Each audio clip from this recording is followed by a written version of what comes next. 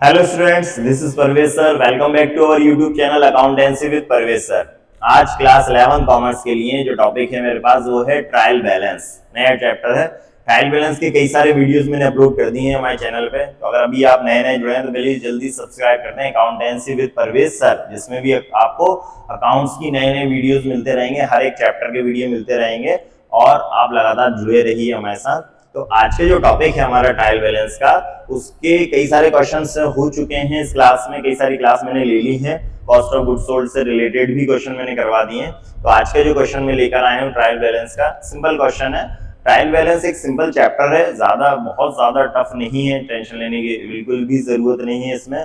बस आपको ये याद रखना है कि क्या चीज डेबिट होती है और क्या चीज क्रेडिट होती है। तो मैंने बेसिक क्लास में भी आपको बताया और हर एक क्लास में मैं आपको बताता जाता हूँ कि क्या क्या चीजें हम डेबिट करते हैं और क्या क्या चीजें क्रेडिट करते हैं। ठीक है ना। तो आज मैं फिर से आपको बता देता हूँ। देखिए, सभी तरह की जो एसेट्स होती हैं, ऑल एसेट्स आर डेबिट। जितनी भी एसेट्स होती हैं जैसे cash, bank, debtors, BR, stock, plant, machine, furniture, building, land, जितनी भी एसेट्स होती हैं वो सब डेबिट होती हैं। ठीक है। और लायबिलिटीज क्रेडिट होती हैं जैसे creditors, bank loan, capital, bank overdraft, short term loan, debenture, outstanding expenses, bills payable. तो ये सारी और कई तरह की एसेट लायबिलिटी होती हैं, वो सभी क्रेडिट होती हैं। ठीक है। जितने भी तरह के एक्सपेंसेस होते हैं और लॉस होते हैं, all expenses and losses are debit. सारे खर्चे डेबिट होते हैं। सैलरी दी, डिस्काउंट दिया, रेंट दिया, कमीशन दिया, जितने भी एक्सपेंसेस हैं, जितने भी लॉस होते हैं वो सब डेबिट होते हैं। जितनी भी इनकम्स हैं, discount receive, commission receive, interest receive, rent receive, profit on sale of investment, profit on sale of furniture, profit on sale of machine, तो जितनी भी प्रॉफिट है, जितनी भी इनकम है वो सब क्रेडिट होती है। ठीक है। ओपनिंग स्टॉक डेबिट होता है। क्लोजिंग स्टॉक ट्रायल बैलेंस में नहीं आता है। हम ट्रायल बैलेंस पढ़ रहे हैं, ट्रायल बैलेंस में क्लोजिंग स्टॉक नहीं आता। ठीक है ना। बाकी आपको पता ही है, परचेज डेबिट होती है, सेल्स क्रेडिट होती है, परचेज रिटर्न क्रेडिट होती है, सेल्स रिटर्न डेबिट होती है। तो ये चीजें हमको जनरली पता है। ठीक है। तो चलिए करते हैं आज का क्वेश्चन हम स्टार्ट। तो ये है आज का क्वेश्चन हमारा ट्रायल बैलेंस का। ये मैंने 2 पेज के कॉलम बनाए हैं। आप यहाँ पहले इसका फॉर्मेट देख लीजिए। सबसे पहला कॉलम है नेम ऑफ अकाउंट्स। ठीक है। यहाँ पर अकाउंट्स के नेम आएंगे।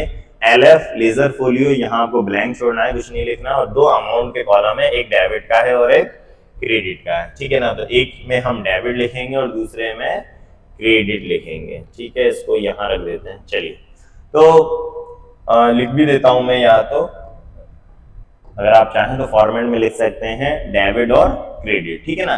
चलिए, तो ये क्वेश्चन है आज का हमारा। From the following balances prepare a trial balance as on 31 March 2023। तो 31 मार्च 2023 को हमें इन बैलेंसेस से क्या बनाना है, ट्रायल बैलेंस बनाना। तो ये दो पेज के कॉलम है, आपको जरूरत नहीं पड़ेगी, आपके सिंगल पेज में ये क्वेश्चन आ जाएगा। मेरे बोर्ड पे नहीं आता इसलिए मैंने 2 पेज के कॉलम बना दिए हैं। चलिए, तो करते हैं स्टार्ट। सबसे पहले जो बैलेंस दिया हुआ है वो है कैपिटल।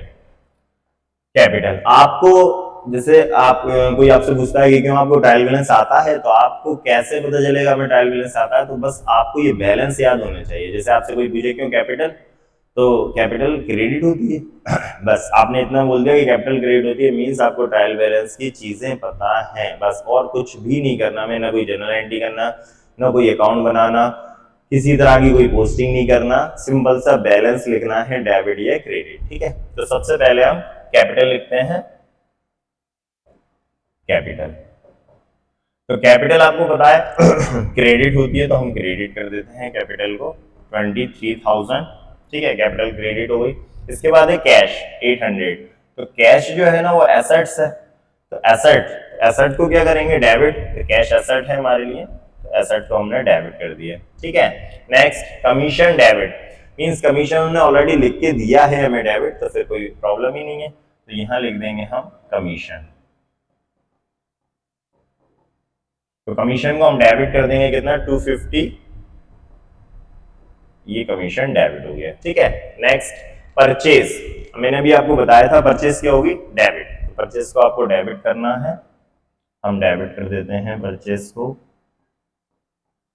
परचेजेस कितना है, 11,900। 11,900 को हमने डेबिट कर दिया परचेज को। ठीक है। फिर इसके बाद है बैंक। बैंक का मतलब है कि बैंक में हमारा कैश डिपॉजिट है, तो असेट्स है हमारी। ठीक है। तो असेट को हम क्या करेंगे, डेबिट करेंगे। तो बैंक को हम डेबिट कर देते हैं 2550, ठीक है ना, ये बैंक हमारा डेबिट हो गया। Next drawing. अब ड्राइंग एक एक्सपेंसेस है और एक्सपेंसेस डेबिट होते हैं, तो ड्राइंग को हम क्या कर देते हैं, डेबिट। तो ड्राइंग डेबिट हो जाएगा 620, ये हमने कर दिया ड्राइंग को डेबिट, ठीक है। Next discount. अब डिस्काउंट के बारे में कुछ भी नहीं लिखा, तो अगर आपको सिंपल ओनली डिस्काउंट दिया हो तो वो डेबिट होगा, ठीक है ना, तो फिर डिस्काउंट अलाउ होगा वो, तो यहाँ लिख देता हूं मैं।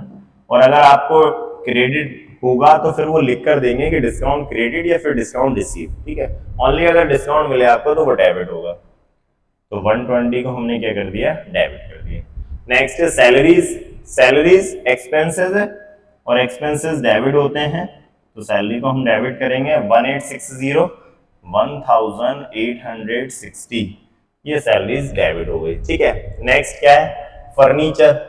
अब फर्नीचर है तो फर्नीचर भी एसेट है, तो फर्नीचर को भी हम क्या कर देंगे, डेबिट।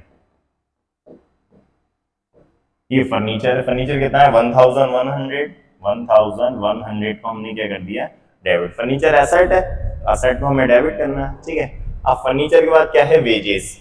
इस पेज पे आ जाते हैं हम वेजेस। तो वेजेस क्या है, एक एक्सपेंसेस है, ठीक है, डायरेक्ट एक्सपेंसेस है, तो वेजेस को हम डेबिट करेंगे 4860, हमने डेबिट कर दिया, ठीक है।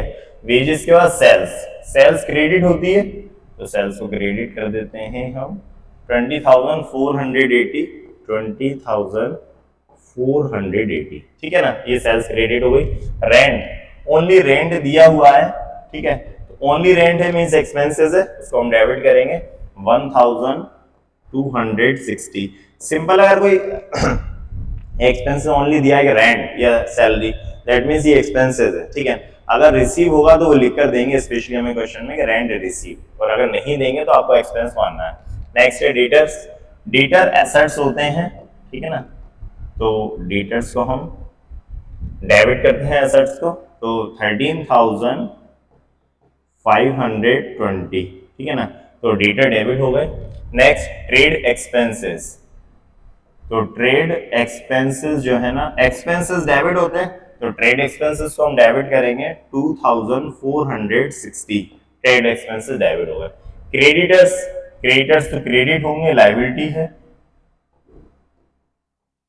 तो क्रेडिटर्स को हम क्रेडिट कर देंगे 4420, 4420 क्रेडिटर क्रेडिट हो गए, ठीक है।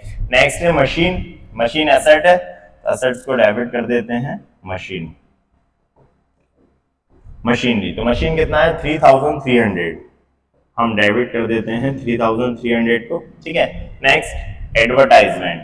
एडवर्टाइजमेंट क्या है, एक एक्सपेंसेस है, एक्सपेंसेस डेबिट होंगे, इसको भी हम डेबिट कर देते हैं एडवर्टाइजमेंट को। तो एडवर्टाइजमेंट कितना है 300 है, डेबिट हो जाएगा, ठीक है। Next opening stock. Opening stock क्या होता है, डेबिट होता है, ठीक है, तो ओपनिंग स्टॉक को हम डेबिट कर देते हैं ओपनिंग स्टॉक। तो ओपनिंग स्टॉक डेबिट हो जाएगा कितना 3000, ये हो गया। तो ये सारी चीजें हो गई, इसका टोटल लगा देते हैं हम, यहां आ जाएगा ट्रायल बैलेंस का टोटल। तो ट्रायल बैलेंस के दोनों साइड का टोटल इक्वल आता है डेबिट और क्रेडिट का, ठीक है ना, तो इसका टोटल लगाएंगे तो हमेशा आपको इक्वल ही मिलेगा। चलिए टोटल लगाता हूं, तो 0 0 0, पहले क्रेडिट का लगा देते हैं, ठीक है, फिर 0 8 8 to 10 पावर 1 1 4 1 5 5 4 9, ठीक है, 3 और 3 4 7, ठीक है, 2 2 2 4 47,900, यहाँ का टोटल आ गया। अब हम डेबिट साइड का टोटल लगाते हैं, देखिए 0 0 0 0 0। आपको जो कैलकुलेशन करना है वो हाथों से करना है, कैलकुलेटर का यूज नहीं करना है, ठीक है ना, मोबाइल का कैलकुलेटर का यूज नहीं करना है।